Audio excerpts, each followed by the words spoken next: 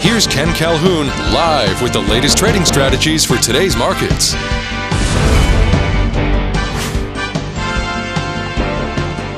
Hello traders, this is Ken Calhoun, president of Daytrading with another live real trade in ERY, one of the short ETFs that's moving up in a down market, which is great. That's how I trade sell-off markets, is by the short ETFs. And you can see I'm currently in 46 shares from 1164 average cost basis. We're up to 1190 here. I'm going to be doubling into this again if it gets over the 12. I've got 1216 as the next buy stop order, and double down again if it gets up to 1268. So let's take a look at what the tape is telling us about buy and sell pressure and how to capitalize on this in yet another winning trade. I always like to look for the buy-sell imbalance in the tape. Let's make some money here. When the market sells off, I like to be in the short ETFs.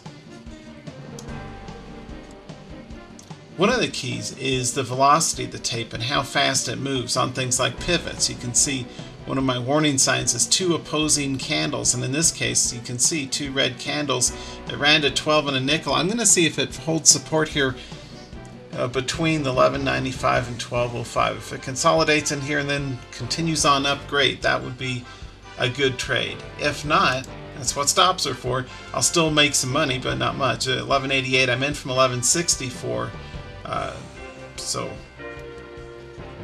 this is a good place to consider exiting. One of the things I look at in the tape is how fast or what the reaction of the traders is as it reaches micro support or resistance near each increment of, on these cheap stocks, the ones under 20, 30 bucks a share, on each nickel. So what's the price behavior at or near the 12? What's the price behavior at or near 12.05? And one of the keys to success, one of the things you really need to be able to do, is understand the difference between indeterminate buy and sell pressure and continuation pressure. So, so for example, looks like buyers are winning this battle as the market sells off. So that's good. What I want to do is I also want to scale up in some of these. Now that we're in the money by a bit on this other one, by the way, I'm going to tighten in the trailing stop to just over break even. Double me in again if we get over. Let me use 26 just to get a bit more space, and 35 on this one. Bonus trade management action there. Again, these are real trades. This is not paper trading. This is not hypothetical. I am a real trader. This is a real live trade I'm in here on February 4th. That's one of the keys that we have to, one of the critical success factors that as a trader we need to know the difference between when do we pull the trigger and get out of a trade and lock in a gain, and I take lots of small incremental profits. I have absolutely no problem with banking lots of small profits. That's fine too. That's how I build my account. But for ones like this that look strong in the tape, I want to let this puppy run. Let's see if we're going to get in. I'm going to double down again at 12.16 because I've got 20 bucks worth of the house's money to play with. So that'll subsidize the further entry. Checking my other one there too.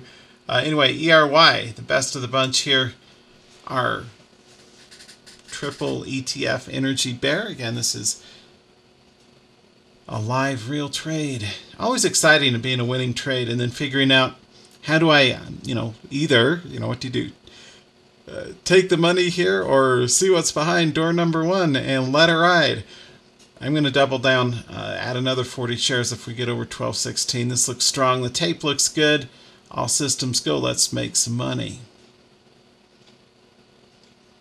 Now, buyers can stop at any second, right? And this can promptly roll over and go against me. So that's why I've got a trailing stop in at over what I paid for this. So no matter what happens, I'll walk away with something, some profit. The key is trying to leverage up and make the best of it.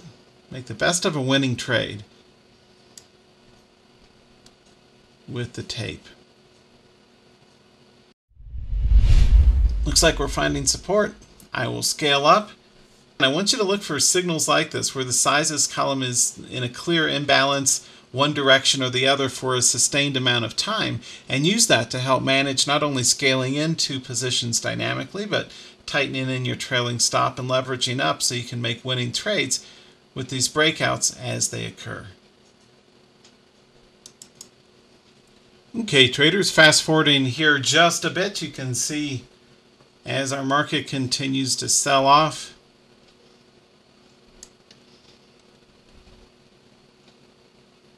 we continue to make money in this. So next buy trigger in this I've got set at 1268 to double down again. I think, I'm sorry, 40 shares at 1238 and then 80 shares again at 1268. Currently I'm setting my stop at 1207. That's a bit low. Should be about 1218 here, right? So I'm going to tighten in the trailing stop to just under this 1220. That's the next level. And next, if there were to be box ranges, I would use roughly the 1180 to 12, the 12 to the 1220, and the 1220 to the 1240. So from a straight momentum standpoint, this looks like a good play to add to any time here. However, because there's one signal that I see in the tape that's telling me don't quite want to scale in again just yet. I want it to break over the 38. So we're going to see if it does that. And if it does, I'll be in another 40 shares. I like making winning trades. Even if it's just 40 bucks or so, it's still good. Now, if we break over 1240 coming up, then I'll tighten in the trailing stop. It may slow down here. Now, understanding when and where to get out of an open position is critical, and being able to use the tape as a key part of that. And again, it's the time and sales window with the time, the price, the size, and the sizes. I have taken out all colors because all I care about is the money. I don't care about green, red. That's a distraction. What I care about is how can I make as much money as possible from this open trade. I've currently got a trailing stop at the 18 because it has moved for quite a bit in my favor. I'm tempted to book an open profit here quickly. So let me go ahead and tighten in the trailing stop to 1228. If it just goes down a penny, I'm going to take this to the bank and be out all but one share, 85 out of my 86 shares.